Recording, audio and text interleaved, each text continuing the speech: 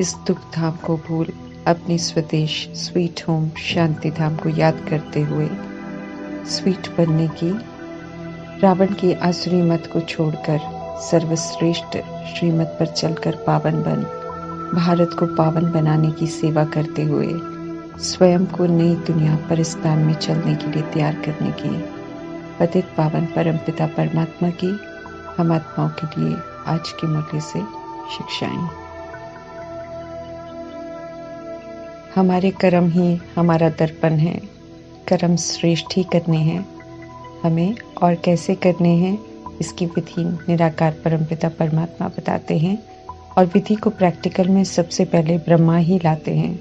इसलिए परमात्मा वरदान देते हैं कि ब्रह्मा को कर्म में फॉलो करो और अपने श्रेष्ठ कर्म रूपी दर्पण द्वारा प्रजापिता ब्रह्मा के कर्म दिखाने वाले बनो, ताकि औरों को भी मालूम चले कि श्रेष्ठ कर्म कैसे होते हैं।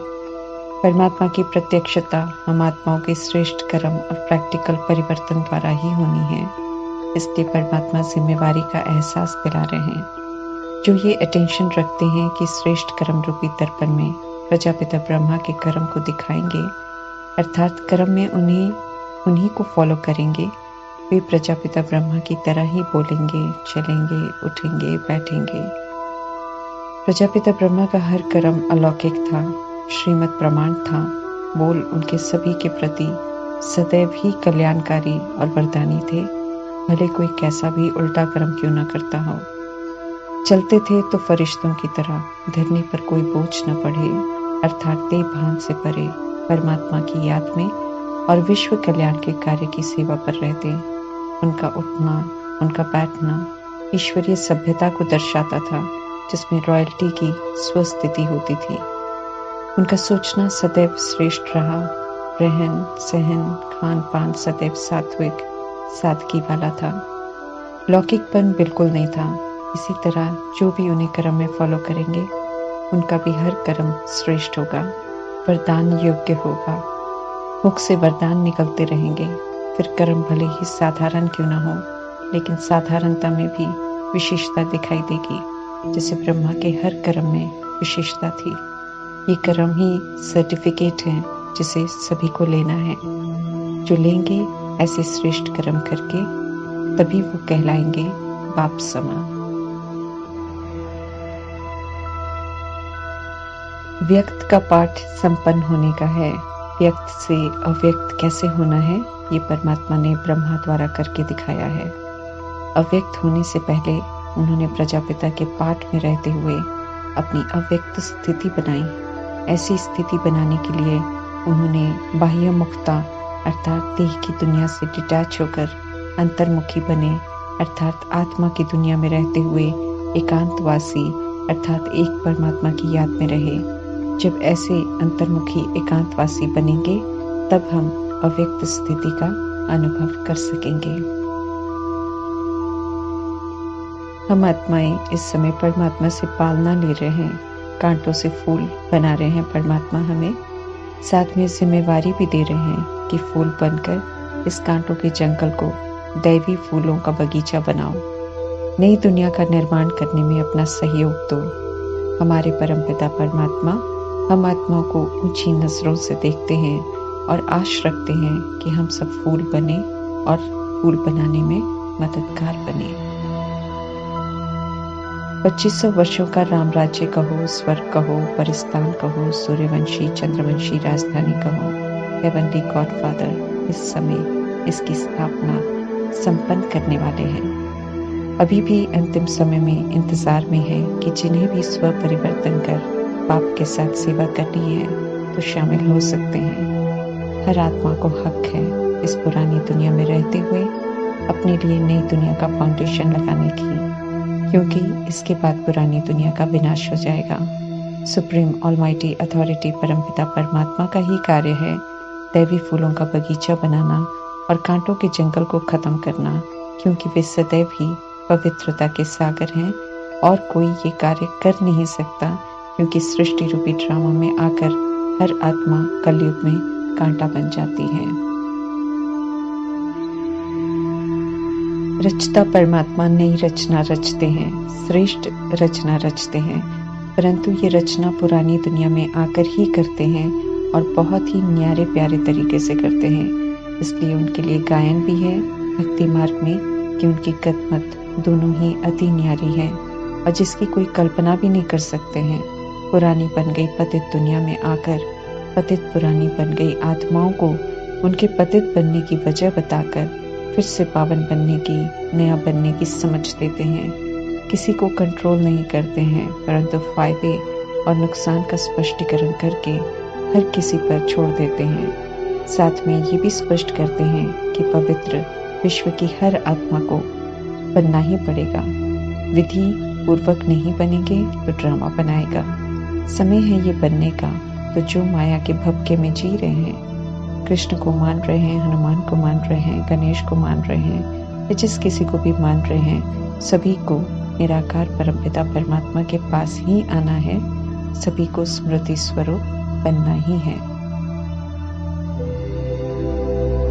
जब से आत्मा देह के आकर्षण में आती है तब से पतित बनती है और तभी से दुखी अशांत होती है, बंधनी आत्मा बन जाती है। तभी से भक्ति शुरू करती है। परमात्मा को जानती नहीं है यथार्थ, लेकिन याद जरूर करती है। अभी हम आत्माओं को परमात्मा दुख सुख के जन्मों की समझ दे रहे हैं। माया के इस राज्य में विकारों के कारण बेशुमार मनुष्य हो गए हैं, बहुत दुखी हो गए हैं, समझ नहीं है। इसलिए एक दूसरे को विकारों का कांटा लगाते हैं और श्रापित करते भी हैं और खुद भी होते हैं। जो भारत कभी गार्डन ऑफ अल्लाह था, देह अभिमान में आकर विकारों के अधीन होकर उसे कांटों का जंगल बना दिया। गार्डन ऑफ गॉड में विकार नहीं है, संपूर्ण पवित्रता है, इसलिए सुखी है। अभी पुनः ऐसे गार्डन में जाने का निमंत्रण परमात्मा दे रहे हैं। नई दुनिया दैवी स्वराज्य है। ऐसी दुनिया में जाने के लिए परमात्मा कहते हैं कि दैवी गुणों को धारण करो। 84 जन्म या उससे कम जन्म हो, आत्मा पुनर्जन्म में आकर सतो प्रधान, फिर सतो रजो तमो, तमो प्रधान बन जाती है। अब परमात्मा कहते हैं कि पुनः सतो प्रधान बनने का समय आ गया है। गार्डन ऑफ फ्लावर में चलने का समय आ गया है। कांटों का जंगल अब रहना ही नहीं है, इसलिए इसकी अटैचमेंट छोड़ दो।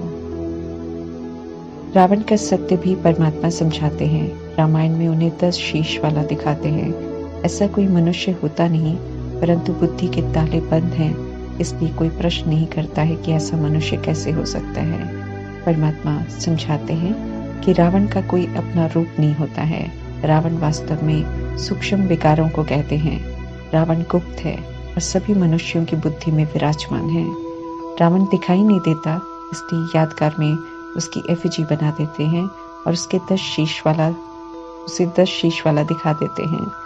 रावण रूपी विकार भारत के सबसे बड़े दुश्मन हैं, क्योंकि आत्माओं को कांटा बना देते हैं और भारत को कांटों का जंगल, कौड़ी मिसल बना देते हैं। परमात्मा का हम आत्माओं को फरमान है कि श्रीमत पर चलकर इस रावण पर जीत पहनो, अर्थात समझ मिलने के बाद अब काम विकार, क्रोध, लोभ, मोह, अहंकार, ईर्ष्या, द्वेष, घृणा, बदले की भावना, अलबेलापन, सुस्ती इत्यादि के वशीभूत होकर इन विकारों को यूज नहीं करो। हम सब बहुत समय देह अभिमानी रहे। अब परमात्मा कहते हैं कि देही अभिमानी बनो। अभी समझ मिलती है कि हम आत्माएं अमर हैं, पाप आत्माएं बन गए थे, अभी फिर से पुण्य आत्मा हमें बनना है, परमात्मा से वर्षा लेना है, इसे हमें सदा स्मृति में रखना है। नहीं तो परमात्मा कहते हैं माया अपनी दुनिया में ले जाएगी। गायन है ज्ञान सूर्य प्रगटा, अज्ञान अंधेर विनाश। ज्ञान सूर्य निराकार परमपिता परमात्मा इस समय ज्ञान वर्षा कर रहे हैं। अज्ञानता का अंधकार जो बुद्धि पर छाया है उसे दूर कर रहे हैं। ज्ञान सुनते रहेंगे, ज्ञान के चारों विषयों पर ध्यान देकर चलते रहेंगे तो हम पावन बन जाएंगे।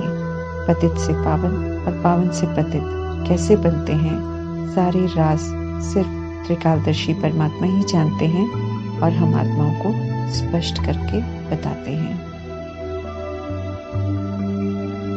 रावण रूपी विकार आत्मा को पतित बनाते हैं, इसलिए रावण शैतान है। और निराकार राम भगवान हैं। अज्ञानतावश लोग त्रेता युगी राम को भगवान कह देते हैं और उनके नाम पर हिंसा करते हैं। आपे ही पूज्य आपे ही पुजारी आत्माओं के लिए हैं जो 84 जन्म लेते हैं। सतयुग त्रेता युग में पवित्र हैं तो पूज्य हैं। द्वापर युग कलयुग में देह अभिमान में आकर अपवित्र पर पुजारी बन जाते हैं। दादा लेखराज के रोल में ही जब उनके भक्ति का पाठ पूरा होने का समय आ रहा था तो उन्हें वैराग सा आने लगा था। उनमें सत्य को जानने की चाह बढ़ती जा रही थी। पहले से धरनी तैयार हो रही थी क्योंकि परमात्मा ने उनके शरीर रूपी रथ को यूज करना था। आदि रतन चंद्रमणि दादी बताते हैं कि शुरू में ही ब्रह्मा नाम नहीं रखा था परमात्मा ने। पहले दादा लेखराज, मातेश्वरी और अन्य आत्माएं जो शुरू में परमात्मा के परिचय के पात्र बने थे, उनके नाम के पहले ओम शब्द का इस्तेमाल करते थे ताकि सभी को स्मृति में आए कि सभी आत्मा हैं। आत्मा का पाठ पक्का कराया गया, इसलिए ओम राधे, ओम प्रकाशमणि इत्यादि इस तरह से सबको संबोधित करते थे। जब ओम की स्मृति और तपस्या के बाद लौकिकपन को बिल्कुल खत्म कर दिया, जब दादा लेखराज की दृष्टि वृत्ति में पूरा परिवर्तन हो गया और जब उनके लौकिक युगल और बहू को भी अनुभव कराया कि अब आत्मा का रिश्ता है, और जब उन्हें भी दादा लेखराज को देखकर वो लौकिक रूप नहीं दिखा बल्कि उनके मुख से भी बाबा शब्द निकला, तब निराकार परमात्मा ने उन्हें ब्रह्मा नाम दिया और स्थापना के कार्य की जिम्मेवारी सौंपी और उनके द्वारा मुरली चलानी शुरू की। उसके पहले साक्षात्कार और तपस्या का पाठ चला। जैसे दादा लेखराज ने बुद्धि से संपूर्ण समर्पण कर तपस्या की और खुद को परिवर्तन किया, ऐसे ही हम आत्माओं को भी शिक्षा देते हैं कि जब तक संपूर्ण समर्पण नहीं है तब तक तपस्या भी नहीं कर सकते हैं। तपस्या से ही स्व परिवर्तन होता है। समर्पण होना माना अपने को आत्मा समझना और फिर श्रीमद् प्रमाण चलना। दुखधाम के इस दौर में सभी निराकार परमात्मा को पुकार रहे हैं अपने अपने तरीके से। धरनी तैयार हो रही है सबकी सत्य को जानने के लिए, इसलिए परमात्मा युक्तियां बता रहे हैं कि कैसे सभी को सत्य से परिचित कराना है। रावण की आसुरी मत पर चलने से विकारी बनते हैं, बाकी उसकी एफिजी जलाने से वो नहीं मरेगा, इसलिए विकारों को छोड़कर ही पावन बन सकते हैं। ये परमात्मा बार बार समझाते हैं। जो रावण पर जीत प्राप्त करेंगे वे ही राम राज्य के मालिक बनेंगे। जब आत्मा का तीसरा नेत्र खुलता है तो दिखाई देता है कि चारों ओर वास्तव में दुख, अशांति है।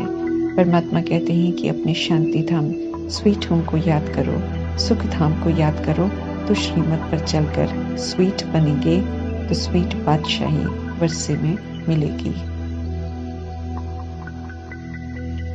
परमात्मा का फरमान है, इस रावण राज्य को भूलते जाओ, ये अब कब्रिस्तान बन गया है, इसे आग लगनी है। नए विश्व की तैयारी जो हो रही है उससे दिल लगाओ और पुरुषार्थ करो।